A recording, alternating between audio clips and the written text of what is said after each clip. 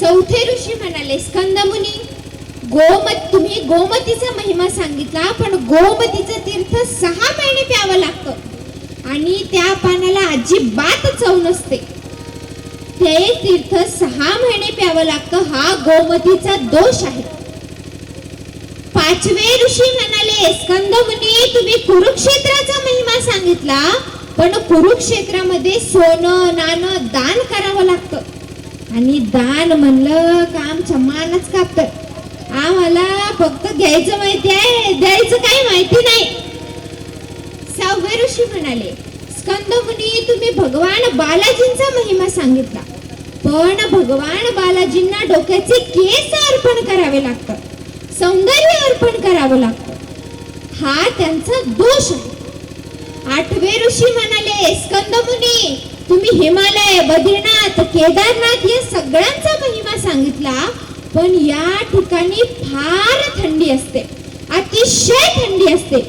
एवढ्या थंडीने आम्ही मरून जाऊ ना.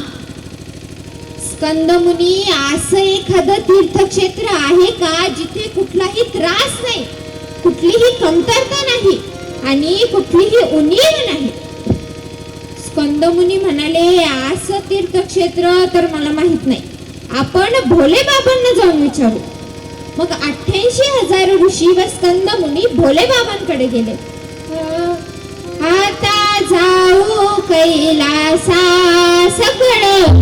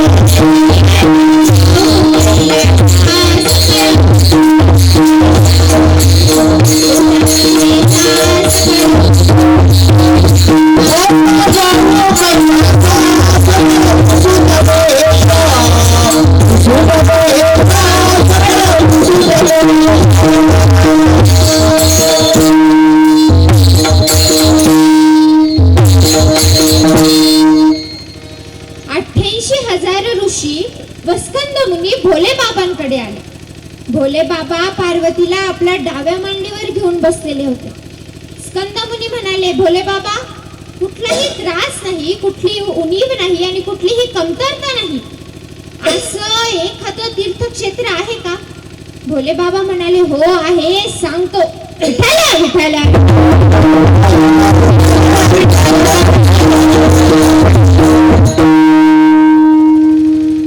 भोले बाबा म्हणाले, असा देव आहे पांडुरंग, असं क्षेत्र आहे पंढरी व असं तीर्थ आहे चंद्रभागा. भोले बाबा म्हणाले, गंगेचे पाणी भयंकर थंड असते, पण चंद्रभागेचे पाणी नॉर्मल असते. चंद्रभागेचं पाणी कसं असतं? नॉर्मल असतं. आणि गंगेच्या स्नानापेक्षा जास्त ताकद चंद्रभागेच्या स्नानामध्ये असते. कोटी कुळे केली क्षणेची पावन, करिता एका स्नान चंद्रभागे. भोले बाबा म्हणाले, काशीमध्ये मुक्तीसाठी मरावं लागतं, पंढरपूरमध्ये मुक्तीसाठी मरावं लागत नाही. पंढरपूरमध्ये चारही मुक्त्या काम करतात. रिद्धी सिद्धी दासी अंगाने झाडे ती उद्दिष्टे काठी ती मुक्तीचारी. वाह, क्या बात है. भोले बाबा म्हणाले, गयेमध्ये पिंडदान करावं लागतं, पंढरपूरमध्ये पिंडदान करावं लागत नाही. ज्याचे नेनावे पिंडदान त्यासी गयेशी गती जाण, येथे करिता नामस्मरण पूर्वजा मुक्ती. भोले बाबा म्हणाले, कुरुक्षेत्रामध्ये सोनं नाणं दान करावं लागतं, पंढरपूरमध्ये काहीही दान करावं लागत नाही. येथे एक शीद अन्न जरी दिलं तरी कोटी गुणांचा उद्धार होतो. येथे एक शीद दिदले अन्न कोटी गुणांचे होय उद्धरण. ऐसे याग केले पूर्ण, ऐसे महिमान या तीर्थाचे.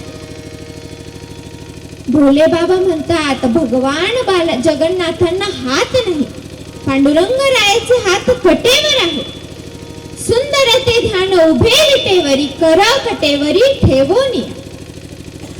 भोले बाबा म्हणाले, भगवान बालाजींना डोक्याचे केस अर्पण करावे लागतात, पांडुरंगाला काहीच अर्पण करावं लागत नाही. काही न लगे एक भावाची कारण, तुका म्हणे आन विठ्ठलाची. क्या बात आहे, वा. भोले बाबा म्हणाले, हिमालय, बद्रीनाथ, केदारनाथ इथे फार थंडी असते, पंढरपूर मध्ये जास्त थंडीही नसते आणि जास्त उष्णताही नसते.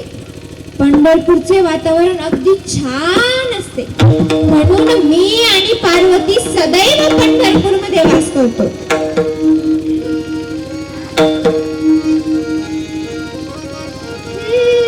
पंढरीचे सुख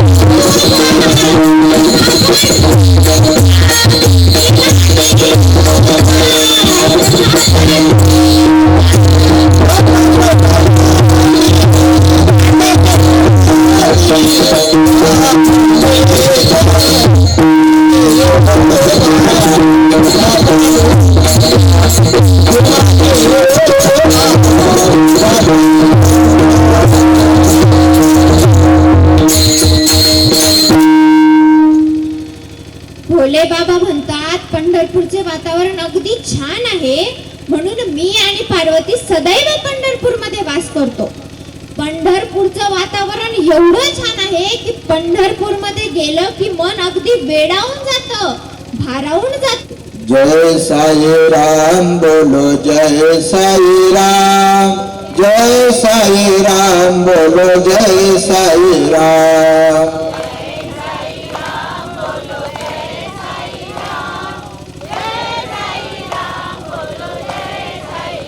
वा, किती छान भजन करता.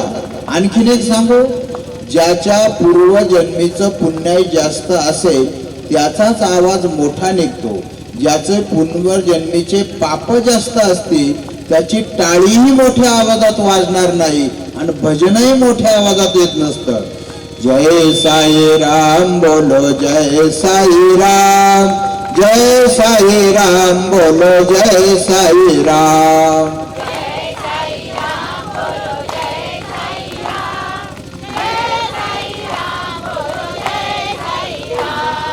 जय साई राम बोलो, जय साई राम, जय साई राम बोलो, जय साई राम.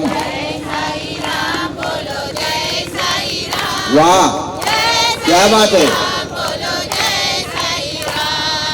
जय साई राम बोलो, जय साई राम. पुरुष, जय साई राम बोलो, जय साई राम. वर हात करो. जय साई राम बोलो, जय साई राम, जय साई राम बोलो, जय साई राम.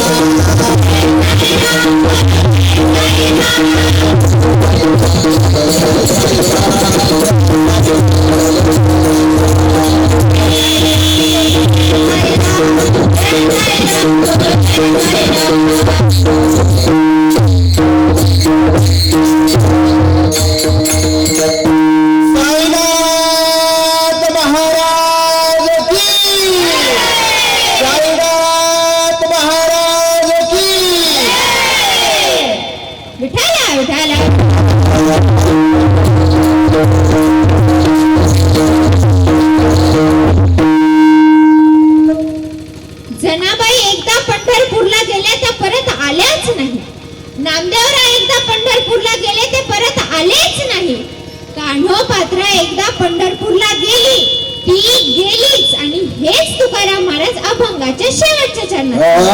तुका पंढरीसी गेला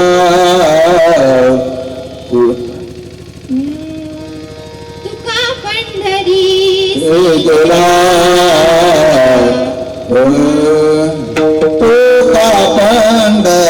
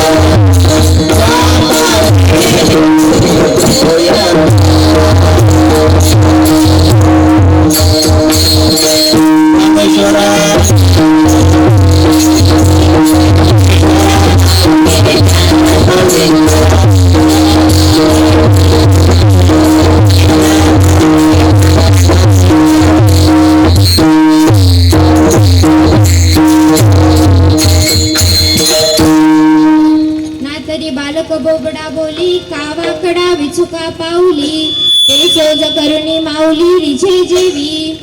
झालेली सेवा भगवान परमात्म्याची चरणी अर्पण करते.